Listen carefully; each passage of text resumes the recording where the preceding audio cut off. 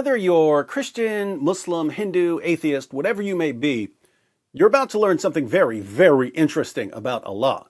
You're about to learn what it means for Allah to be the concealer. Allah is called as-sitar or as-sitir, which means the concealer. What is Allah concealing? He's concealing your sins. To see how this works, let's go to Sheikh Asim al-Hakim. The discussion starts with a man asking a question about his friend who committed adultery. Muhammad from France says that his friend has committed adultery. He did not fornicate, he's married. So he committed adultery, he cheated on his wife.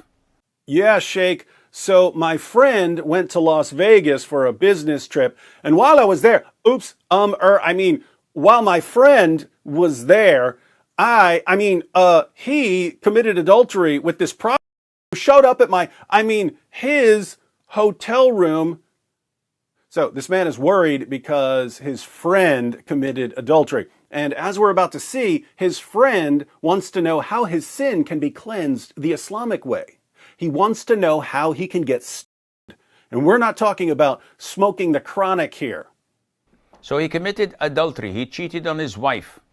And now he's back with his wife, repenting and wanting to know which place or how can he get the punishment of stone to cleanse his sin. All right. This man, his friend, lives in a country that doesn't stone adulterers, but he wants to be cleansed of his sin. So what can he do? Sheikh Asim gives two responses. First, this guy can't just get his friends or his imam to stone him. First of all, Akhi, this punishment and the likes cannot be carried out by individuals. It cannot be carried out by the community, the Muslim community, or the head of the Muslim Islamic Center. This prescribed punishment can only be executed by the Muslim ruler of the country. So, you don't have the right to carry out these kinds of punishments on yourself. So for you, my friend, you don't have the right, or your friend does not have the right to... Did you catch that? So for you, my friend, you don't have the right. Your friend doesn't have the right. Your friend does not have the right to ask others to stone him. And if he does, then he would be committing suicide. Those who stoned him would be murdered, must be punished according to Islamic law. Second, if you got away with adultery, then Allah helped you get away with it. So just keep quiet about it. So what to do, Sheikh? Akhi, Allah, one of his beautiful names is As-Sittir, the one who conceals. Allah is the concealer of your sins. He's the concealer of sins. He's the best of concealers. Who's better than Allah at concealing your sins so that no one knows about them? Now, what if Allah conceals a man's sins, but the man feels guilty about what he's done and he wants to confess? What then?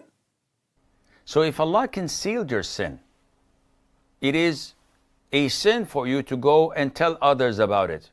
It's a sin to go to your wife and say, listen, hon, when we were separated, I did this and this and this. Totally haram. Totally sinful. And it's sinful for you to go and expose it to others. So, if you commit adultery and you get away with it, this means that Allah has concealed your sin. And under no circumstances should you ever confess what you've done. It'll be your little secret with Allah.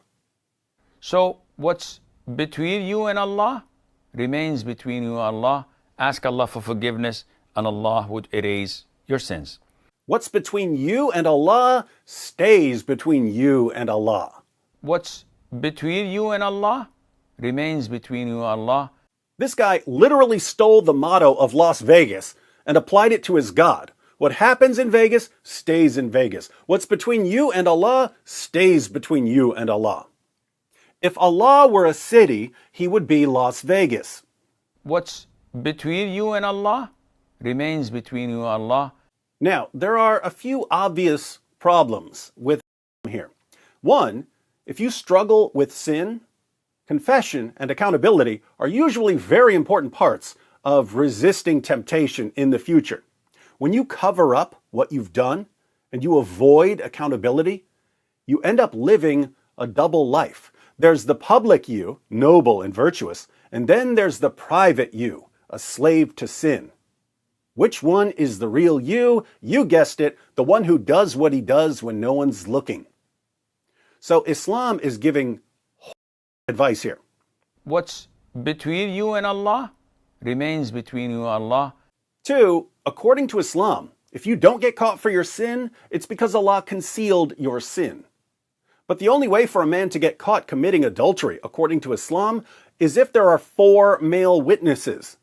So Islam makes it almost impossible for a man to get caught committing adultery.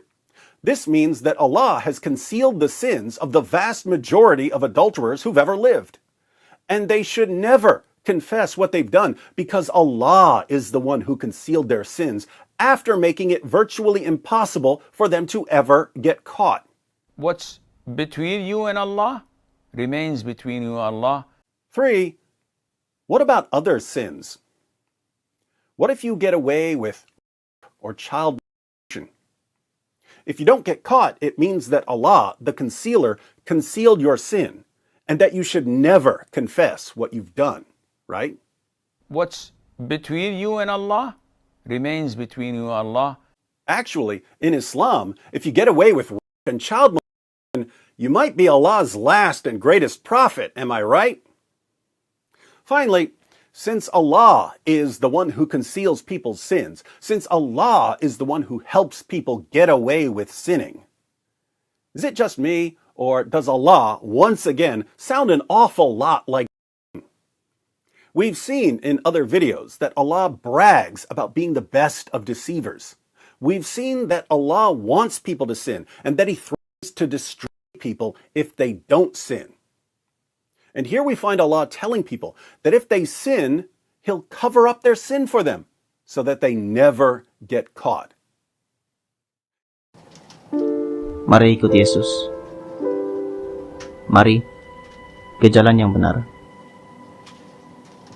Tuhan berkati.